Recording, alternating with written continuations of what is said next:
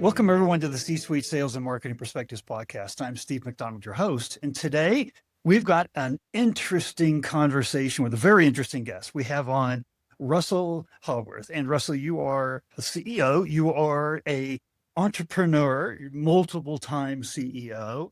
But what's interesting about your background and directly related to what we're going to be talking about today in terms of how do we rethink the B2B growth opportunities that we have as companies today, and where are the biggest growth opportunities that lie out there today that maybe a lot of us are just looking past right now and not taking advantage of. And we're talking about international growth opportunities. And you've lived not only in Europe, in the US, and Asia, Middle East, Africa. You've literally had boots on the ground almost everywhere in every continent. And so you have a unique insight and perspective, both from being in those cultures, but also being accountable to the C-suite and accountable to the investments that are put into the companies that you run. And what are the fastest, most scalable ways to grow the business? And I'll tell you, a couple of weeks ago, I had another CEO on, and he wasn't bragging, but he unsolicited told me, he said, Steve, if you're not looking at international growth, he said, we had plateaued, and said, now over the last year and a half, we're up 30%. We're going to be up 30% the next year. He says, it's because we started opening up an international growth strategy. And so this is an extremely important conversation. What I would love to do, though, is give you an opportunity to maybe explain your background, expand on that a little bit more before we dig in and get started. Yeah, no, first of all, Steve, thanks for hosting this, and looking forward to the discussion.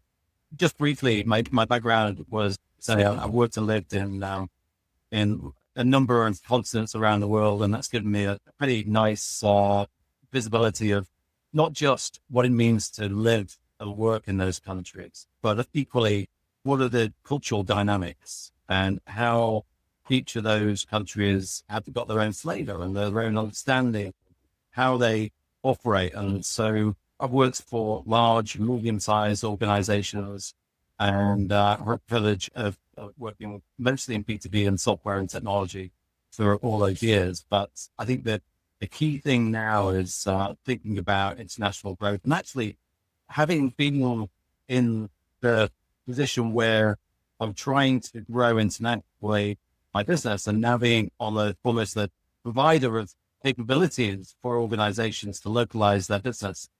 It's very interesting because I'm starting to see both sides of that coin. But nowadays, I would argue that it's a lot easier to internationalize and localize than it ever has been, because when it comes to removing, if you like, the foreignness of going international, it's funny because decades from when I was operating in B2B, it started with product market fit in one geography, and then you expanded outwards. And today, growth begins when a company realizes that language and culture and access is not necessarily command driven. Those are the real constraints. What's really focused on is how you can ensure that your message, your product is resonating with customers in their language, but in their local context, and making sure that language is not seen as a limiting factor. So, I always think, well, your product works in Chicago. There's really no technical reason why it can't work in Sao Paulo or Jakarta or,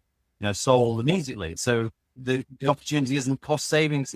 It's how you increase your global surface area. And that surface area now is the globe. And, you can do that almost simultaneously with launching a product. So if you launch a product in one country, there's technically no reason why you can't do it in multiple countries simultaneously.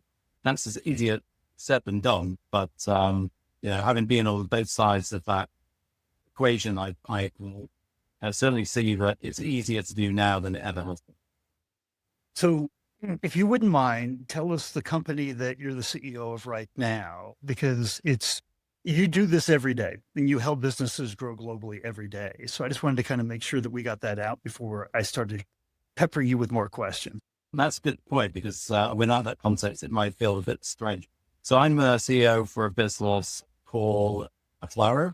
Acclaro is a Latin word. It means clarity and to make clear, which is very fitting for our business because we are working with clients, large household names, which I won't mention, but large names that everybody will be familiar with, both in media and software. So media and software are about 75% of our business in terms of revenues.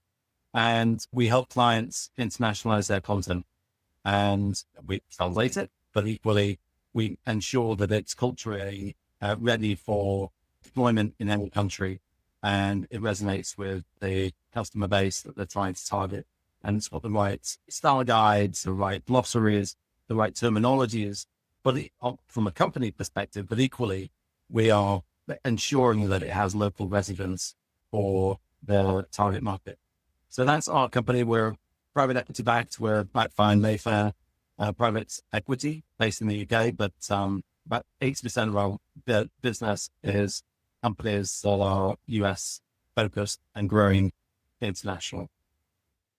So I'd love to have you debunk two myths that you actually talked about in your introduction. First one is just there can be a hesitancy, right? To say that's complicated, international launch. I can't even think about that. We haven't even gotten everything straight in our home country, right? So first, the myth that it's complicated to do an international launch. And then as you're thinking about that, you talked about simultaneous. Instead of like launching one country at a time, you talked about actually launching simultaneously in a number of different countries. So those are two myths that I think it would be great to kind of help us understand a bit more so that it doesn't feel like such an overwhelming task. I think that would be a great place to start.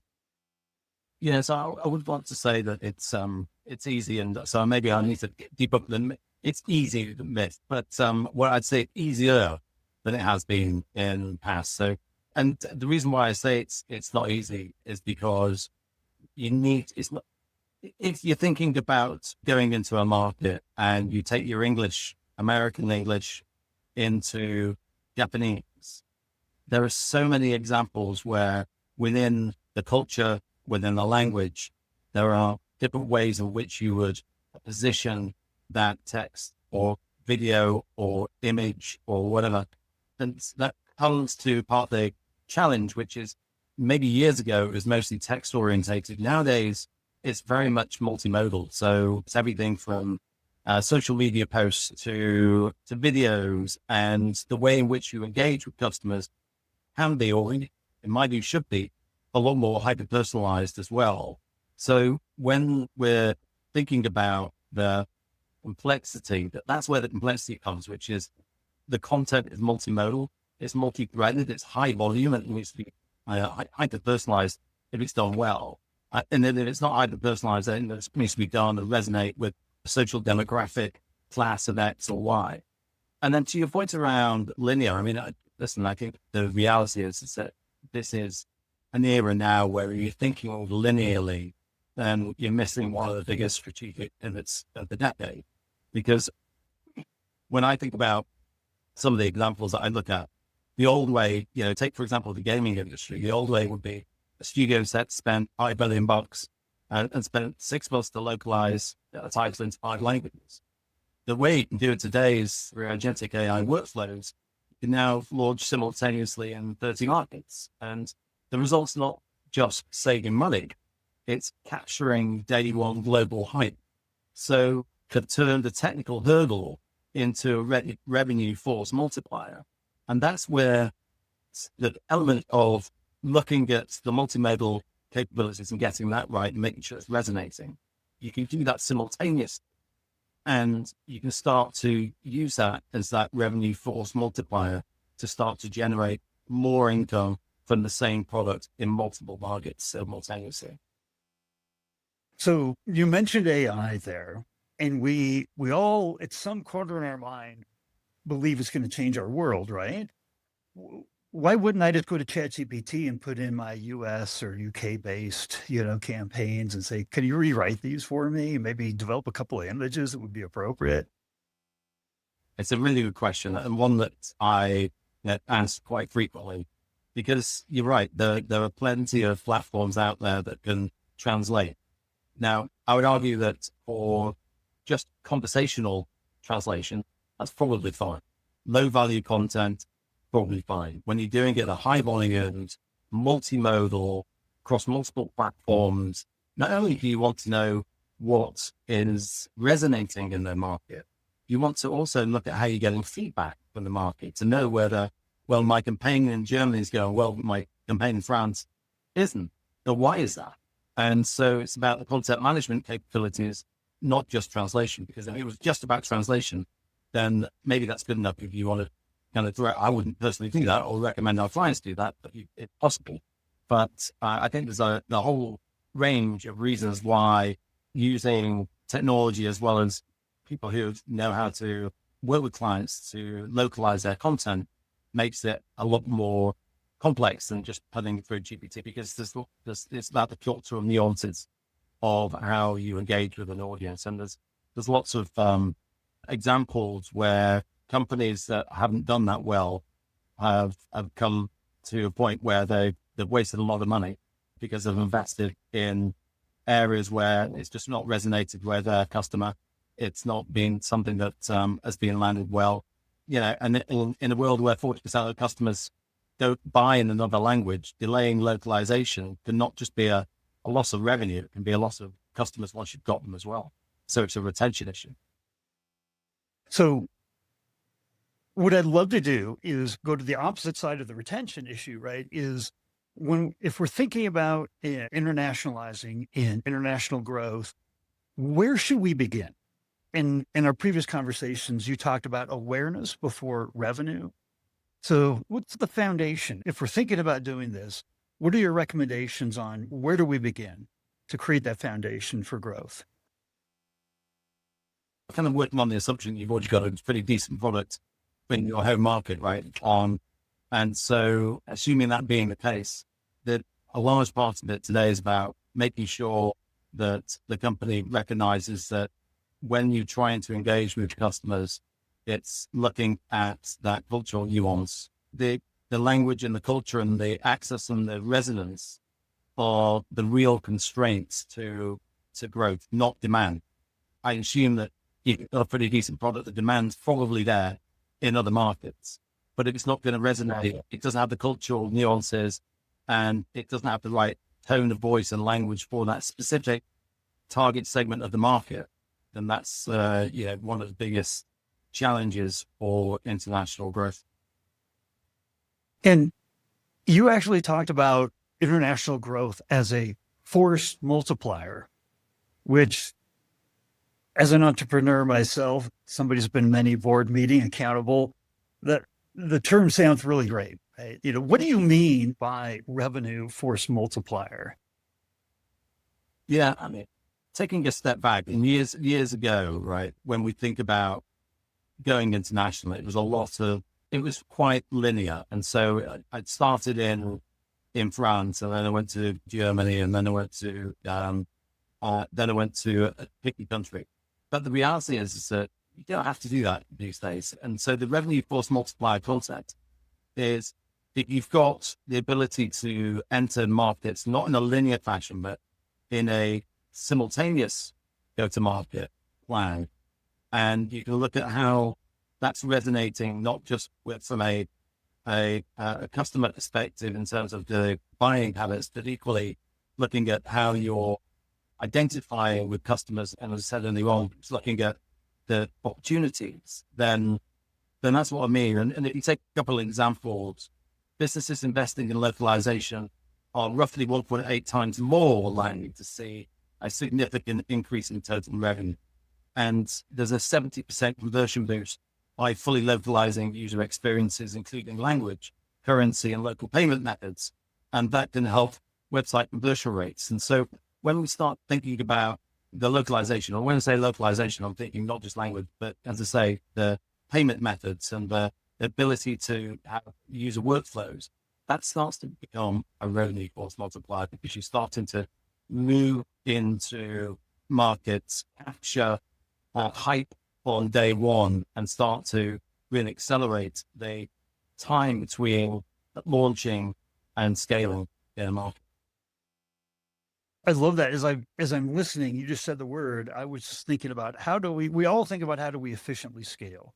And you said it a number of times, you're not changing your product, right? You've built a product, you've got product market fit, right? You know, and you're refining the product, but how do you take this same product and can the same service model that we build, say in the US or in the UK, does that give us efficiency in scale as we go internationally as well? Is what you're telling us is you've built the foundation, you built the engine, right? And now how can we efficiently take that exact same engine and scale it in other places? That's my simplified version of what you were saying. Tell me if I'm not speaking right or out of turn there. Well, I think that the point you made there, though, I think is around, you mentioned the word service. And when it comes to scaling a SaaS product, let's say, I'd say it's probably easier than trying to scale a services business because therein lies some of the challenge, right? Which is that relies on quite often long-term relationships, and people need to have that degree of trust in not just the individual, probably goes back years, and the brand. And so there's elements where I think scaling the product and scaling a service, and sometimes you've got some products and services at the same time. Services are historically harder to do because of the personal relationships and the buying journey that people go on for services. So I would argue that quite often a large part of what we deal with is organizations that are in software, and by definition, that they've got a product that they're able to scale. But we come across companies who also face that challenge of trying to scale their services business, but inherently that's a more difficult thing to do. More and more these days, product is always going to be important. I'm a 2-time SaaS founder myself, so I have my heart in that industry. CX is one of the most important differentiators. I mean, even McKinsey came out, I think, in 2023, and they had interviewed over 400 highly profitable companies, B2C and B2B, and determined that CX was the number one differentiator in the marketplace, right? So a little bit hidden in that service question was scaling CX and how you do that. Because you talked about, I think this ties directly into it, that accuracy in translation is no longer enough, but like cultural resonance. And that directly plays into a CX strategy. And part of what we worry about on an international growth basis is how do we become relevant to the cultures that we're selling into, not just accurate. So how do we scale our CX and not suffer on the CX side because it's such an important differentiator for us? Yeah, I mean, listen, you're right. The accuracy question is more like, is this translated correctly? The resonance question is, does this feel like it was made for me? And the customer experience is the way that the messaging lands. I think you've got to be really clear about what the target segments are. So if you're targeting, millennials, and that's a very different message than it is if you're targeting a different age group. And so, even the way in which you'd market to people in East Germany versus West Germany probably differs as well. But so there's elements where, you're moving to get the mood music of the local market. So I think sometimes very sub-market focus to make sure that CX experience works in terms of the brand awareness around the trust. Again, does this feel relevant for me? And when it comes to the ability to have that multimodal content where it's not just in one form, it's through social media and the company website, and the ability to have that consistent user experience throughout. And again, that comes down to not just the product itself or the user interface, but equally the customer service. If you've got you're selling internationally, product looks German, but then your customer service is only in English. You don't have a product problem. You've got a retention problem, because if your language is not real time, people don't engage with you. And there's 75% of customers are more likely to purchase from a brand if the post-sale customer support is delivered in native language. So it's, there's a large body of evidence to support that, not just sales, but customer service and retention as well. And that goes back to something I've heard you a number of times drop the word trust here, right? And our brands, back to kind of like 101 classes we had in college, right? Our brands are trust marks. And trust, if you look at like the Edelman Trust Barometer, trust has been going down for decades in the US, all over Europe, all over the world. And so maintaining trust in our brands should be one of the top priorities that we have, right? As CEOs and CMOs and CROs that are doing international expansion. Like, how do you help make sure that our brand is, as our trust mark, is maintained as we do these simultaneous launches, throughout the world? Yeah, you're right. Trust erodes, churn accelerates. That's kind of the way it goes, right? I mean, listen, there's no simple answer to that in many ways, which is every market's different. I wouldn't, whilst it's technically possible, I'm not sure I necessarily advocate going into 20 markets simultaneously. I think, you want to test it out and do as many B testing, to make sure that you've got some experience, because it is a complicated exercise. Going back to what we said originally, yes, AI can help, but correctly, you need humans to do well, and you need humans in the loop, right? Yeah, we've got 250 staff that think day and night about how language is translated and localized and adapted for our clients, and we think that is accelerated by AI, and we know that we're getting more efficient with clients. We rightly demand that as well, because it means that we can put higher volumes through and lower prices. But I think the humans, what that does though, means that our staff and the people who are experts, and equally the community of linguists that we work with, are able to work on less of translation, but actually more on the higher value opportunities to work with clients and help adapt their content to get that local resonance with their target markets. Because we've got many people in country, in Japan and various other countries around the world, that can help clients get that tone and tonality and feedback right. And this is where it comes to the new products we're developing and launching over the course of the next year, which is a product called Atlas, which we'll talk more about as we go into the course of the year. But the thesis really is that companies who want to internationalize and the prospect of a marketing or the VP of marketing or the VP of product, it's great to go international and put content out, but where's the feedback loop? How do you know that if you've translated it from English and you've launched in a market in Germany, how do you know what's resonating, what's working? And quite often there's that feedback loop, what we call the impact of the content, that is missing. And so we think there's a real opportunity to work with clients to automate that and bring that to light. So clients can not only measure the impact of their content across multiple surface levels, across that, what I call a kind of that content surface, but equally to control that through an automated control center, that they can get better visibility of where their content's performing and why. And that means that they can get better return on investment from their content creation and deployment in country.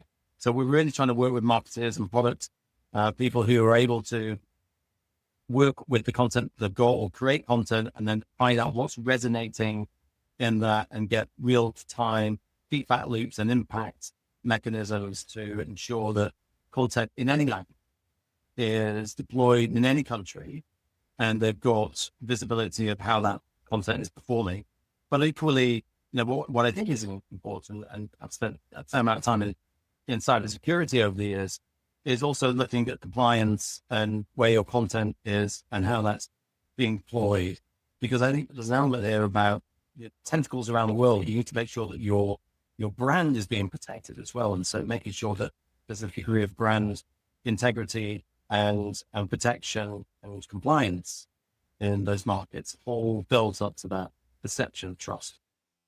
The real-time nature of being able to do that. And you and I had talked about, part of that's the maintenance of the trust mark, right? The maintenance of the brand, but the delivery of the brand and the instantaneous engagement right, that you can create, how important that is for trust and retention. So it's great to hear you talk about kind of both sides of that, speed to market, but speed in market, right? And that instantaneous feedback, um, that's part of delivering CX. That's part of delivering trust in a brand as well, right? So we've covered so much under this umbrella of international growth and why that is one of the most efficient, scalable ways to grow our businesses today. If there was one takeaway that you wanted all the CMOs, CROs, CEOs, they're going to be tuning into this conversation to take away about international growth, what would that be? I think probably just repeating elements that I've already mentioned, but the winners, in my view, won't be the companies that are the best at translation, right? They are going to be the ones that make every customer feel like the product was built for them and it's resonating with them. And that degree of, I think where we're going, even for B2B related customers, I think where we're going is a lot more around personalization of content and personalization of message and product. And so that's where I think the future of localization and content is moving toward. I have to say that the mission of this podcast is to bring together different C-suite perspectives from different experiences, different insights to bring together that if we can share as a community, then I call it the rising tide that lifts all boats. And I think you were an amazing part of that rising tide today. And I just wanted to say thank you because I think this is an area we can get very, very focused. It's hard enough to create growth in this market in our home markets, let alone international growth. But when you come to a product maturity level, it almost feels like a no-brainer to be looking at international expansion. And so I just wanted to thank you for bringing that perspective onto the podcast today. Yeah, no, and it's been great to explore some of these topics. So very much appreciate the opportunity.